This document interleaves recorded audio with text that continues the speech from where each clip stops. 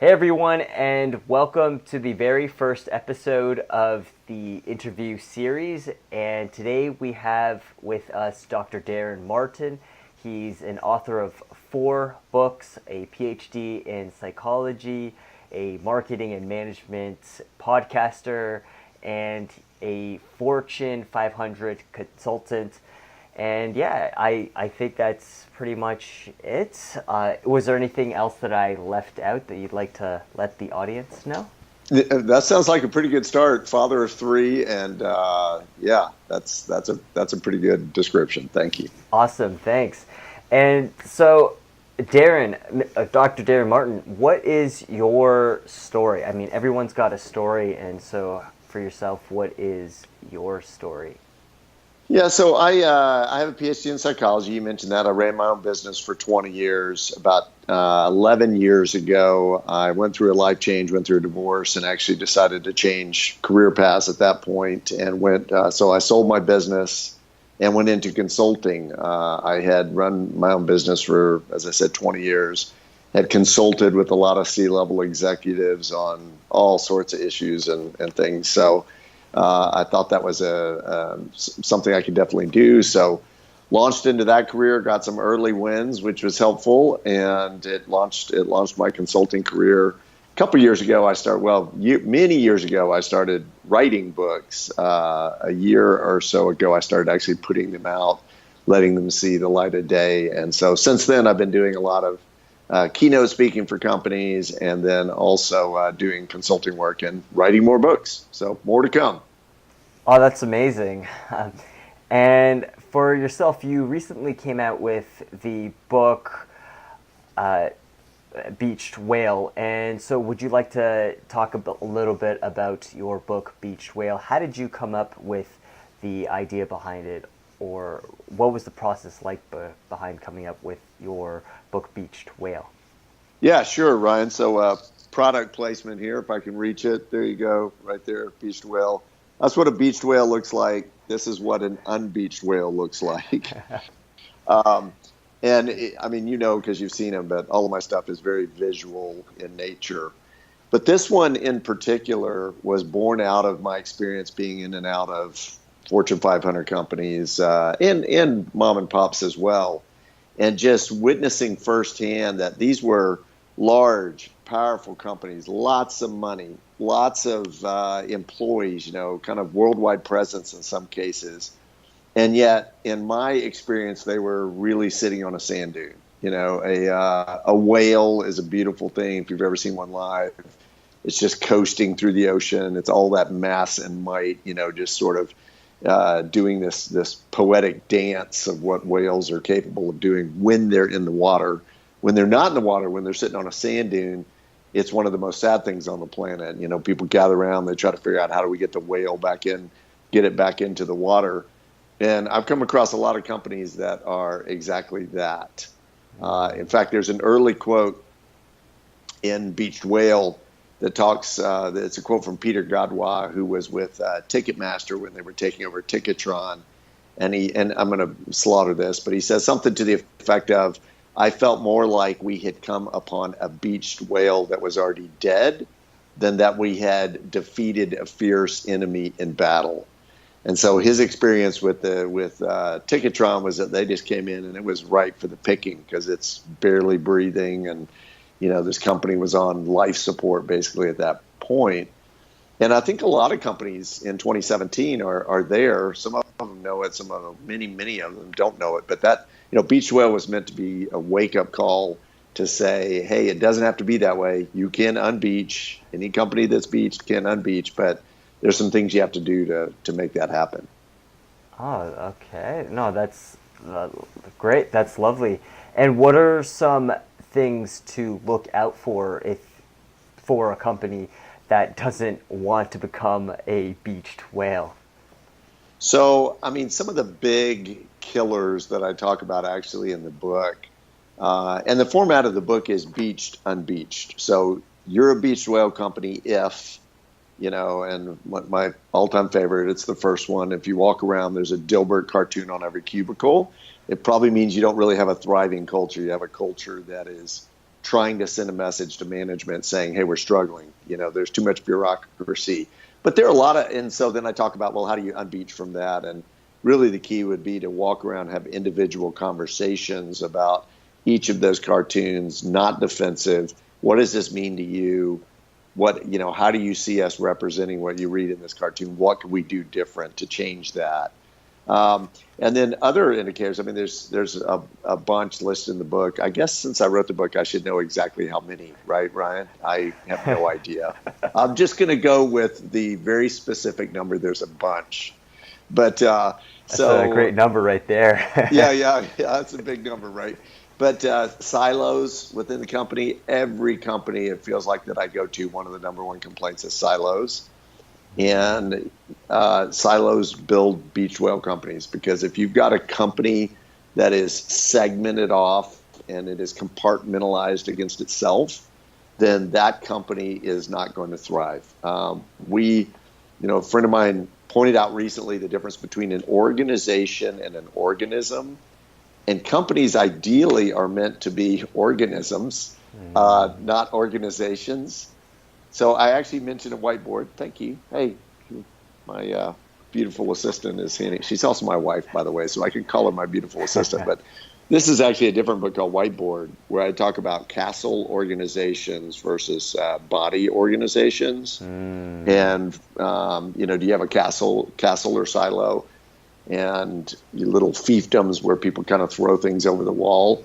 So I see that happening in companies with the sales department is against the manufacturing department, manufacturing's against shipping's against, and it's not on purpose. It's just that they have all these different agendas rather than seeing it as an enterprise. And a company that does not see itself as an enterprise, that sees itself as a bunch of little bits and parts, is making a huge mistake. Beach whale. So, the sum is greater than the whole of its parts, but so many companies divide themselves up in these little functions and bits and pieces and forget what they're trying to accomplish on a bigger whole. Beached. Definitely a beached whale company. Yeah. No, I could go on. I could give you a whole bunch more, but. No, that's perfect. That's so the number one thing to really watch out for is the Dilbert Comics and sort of the fearful mentality that people have, or kind of the fear of, you got to watch out for what it is that I'm saying. Fear is a big one. If people, I talk in Beached Whale about when you hear a lot of phrases around the company about don't step on toes, choose your battles wisely, that sort of talk, to me is nonsensical in a highly functioning organization, because there ought to be ideological conflict, much more than interpersonal conflict. Interpersonal conflict can kill a company quicker than anything, but ideological conflict where we're debating ideas and iron sharpening iron, that ought to be present. When people are fearful to speak up, that's an indication of brokenness for, absolutely within a company. No, that's, yeah. And so for yourself, what was the process like for writing Beached Whale? For instance, did it take you, a certain amount of time to come up with the idea and then just write it all? Or did you, one day just had this idea, I'm just going to write this book? How did it come about? So ideas get sparked, and of course, now that I'm an author and now that I'm writing books, maybe before this little idea germinates and comes into being, and then I think, I'm going to put that in a talk, or I'm going to use that illustration in one of my presentations or something, or I'm going to write a little blog about that. Now it tends to more kind of morphs around the book idea. So when I started thinking about Beached Whale and started putting down indicators, beached, unbeached, then I knew I had a book in motion. And it just sort of evolves from there. I found that I think, and I don't remember this exactly, Ron, but I think I came up with the title Beached Whale before I found the Ticketron quote from Peter Godwin. But that may have sparked it. And it's been so many years ago, I can't remember which, came first. But I start amalgamating all of this stuff together, putting it together. Then I'll find a quote I'm a big reader. I'm a big believer in reading, and I don't know if I can do that with this thing, but you can see library-wise, there's, you know, That's quite the little collection of, yeah, our bedroom is just, full of books, and yeah, that's a we plethora surround of ourselves. books. Yeah. And we try to read as many as we can. We've got one day we're going to get snowed in for 6 months, which is going to be really bizarre if it happens in Dallas, Texas. But something, we're going to be stuck here, and then maybe we'll work our way. But I think, reading is a phenomenal way to introduce new ideas. So it's amazing the way the universe works. But if I'm working on an idea like a beached whale or Company of Owners or Whiteboard, any of those books, that it seems that whatever I'm reading just sort of supports that, and I'll get this perfect little quote out of there, and try to capture it and come back to it. So I've got books now that I'm filtering and grabbing information so that when I get ready to write the book, I can pull them all together and put them in hopefully some sort of coherent fashion so that they make sense. Nice. What sort of books or what sort of topic of books that you generally read, or do you have a favorite topic in particular? Wow, I'm kind of all over the map. So I've been a lot more I've been reading a lot of Zen for some reason the last number of years. I do read a lot in more of that esoteric, spiritual, sense. I just pulled out because we're getting ready to go on a trip to Panama. I'm doing a speaking gig there for the International Association of Panel Physicians. I think it's the International Panel Physicians Association, the IPPA. And I just pulled out because I saw it in another book that was referenced. I'm actually working through a program called The Artist's Way, and she referenced Carl Jung's little treatise on synchronicity. So I thought, I was going on Amazon to order it, and I thought, no, I'm pretty sure I have that. So I started pilfering through my library, and I found it. So I pulled that out. I love business books, anything by Seth Godin, Malcolm Gladwell, Daniel Pink, Tom Peters, just some powerhouses. I always get great ideas from those. And then I try to read some more fiction just because I find it brings a different level of thinking. So I've got a Hemingway short story book I'm reading right now. I just love the way he writes. I'm also slogging through, because it's such a long book. And now I'm going to blank on the name. It's on my Kindle, actually. I prefer books, but I do quite a bit on the Kindle just because it's easier to take on a plane. But Robert Heinlein's Time Enough for Love, really a futuristic look at just where we're heading. So, I could go on and on. I'm looking over the corner. I finished, finally read Viktor Frankl's treatise on his experience in concentration camp and Man's Search for Meaning. Man's Search for Meaning. Thank you. I just finished a course in miracles. There's Dostoevsky. I'm kind of all over the map when it comes to reading. Now that's amazing. Yeah, I think if you are too linear in both your exposure, your experience, and all that, you're going to tend to have a very narrow view. And when you open yourself up to a lot of different ideas and experiences, you're probably fostering your creativity a little bit better. No, for sure. That was a much longer answer than you were looking for. No, that's a great answer, though. It's always, I think the word or the term for that is eclectic. It's where you get a little bit of everything, and then it's just it adds into your wealth of knowledge. So just being able to draw upon different experiences or different knowledge, it all kind of brews together, and it helps you create that master stew that or whatever it is that's going on in your mind or your creativity. Absolutely, and as diverse as what I've just mentioned, I also oddly find these threads. I think there are connections, and I don't want to get too far out there, too woo woo or whatever you want to call it, but I really believe that there's some Jung. I haven't read the essay yet, but synchronicity of all those things coming together. And so there's some sort of scientific, spiritual design to all that pulls it together. No, that's I'm quite positive it happens, because I get ideas from different books, and I'm sure it happens to you as well. Yeah. So for any authors out there, what are some tips that you would be able to give, or what is a tip that you would give to another author who's thinking of or currently writing a book? Right. And don't worry about, production before perfection. If there's a great story in Camus' The Plague, a character in there where he spends 3 months trying to get the first sentence just so. He wants the opening line to be perfect in the book, and so he keeps tweaking it, moving words around. That is not the way to get a book finished.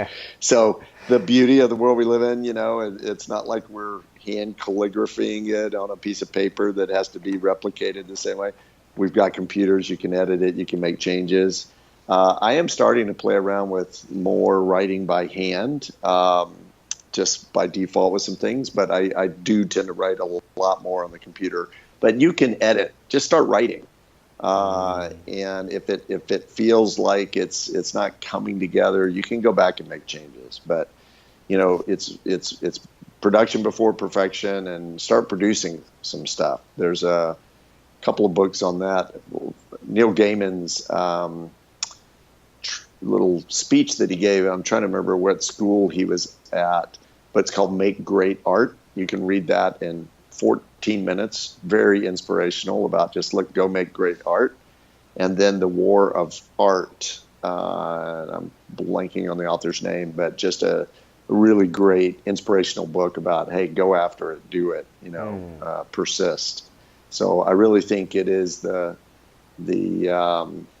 slow and steady writer, wins the prize.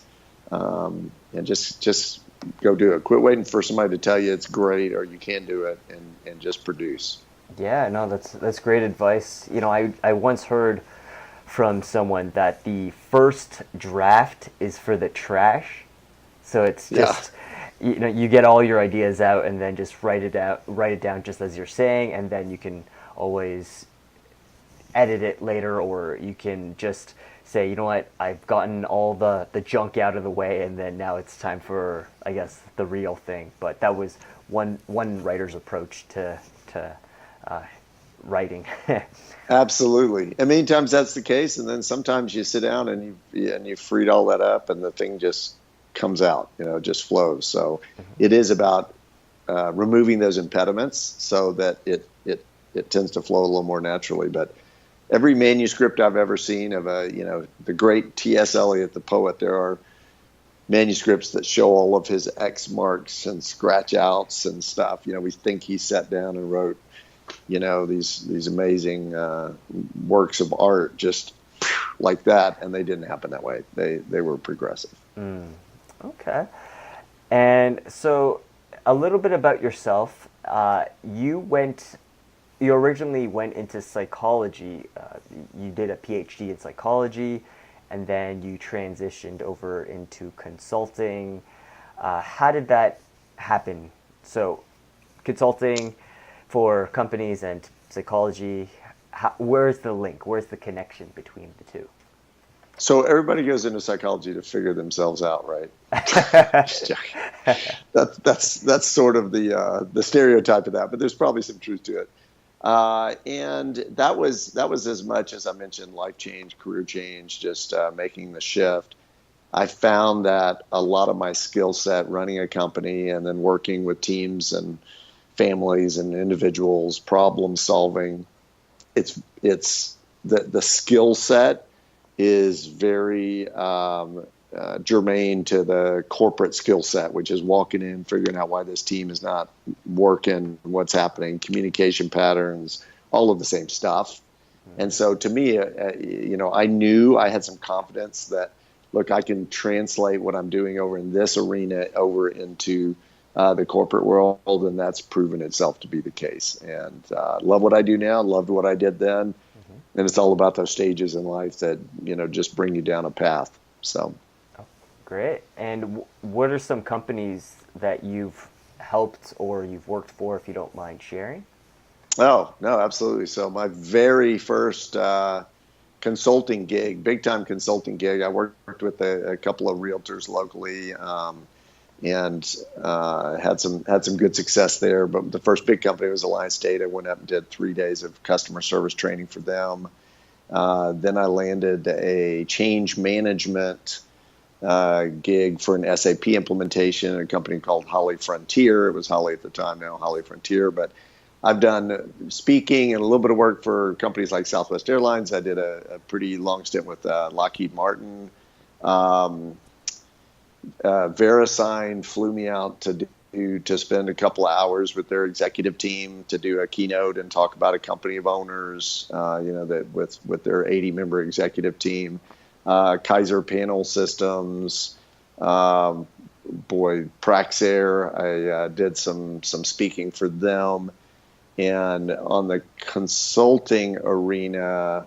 Wow. I mean, there's just kind of ATX is a company locally I did some stuff for. I mean, I would have to get the list out. A lot of them are listed on my website, and then a lot are not. I just forgot about them. So. Wow, that's sounds wonderful. That's a huge list of companies that you've worked for, and I'm sure you were able to help them grow or help solve the problems as they needed. Yeah.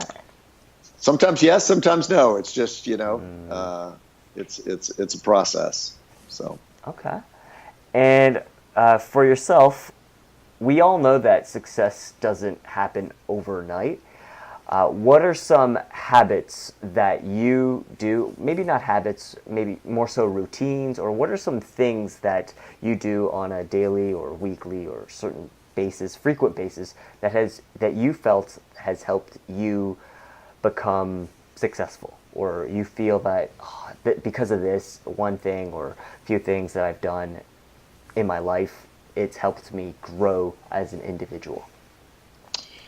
So getting the headspace right is huge, and this is not particular to the great Tony Robbins, but he was the first one that introduced kind of the triad to me of, he doesn't put it in these terms, but right thinking, right behaving, right interpretation. So how you see the world is pretty much how the world ends up being. And I'm more convinced than ever that we do really create our own reality. If you think the world's a bad, scary place and everybody's out to get you, guess what?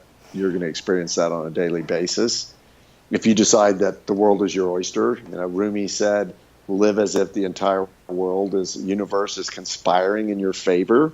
And that's a different way of being. You start to see situations differently. So I think getting in the right headspace and, waking up every day and saying, hey, today is an awesome, beautiful day full of opportunity.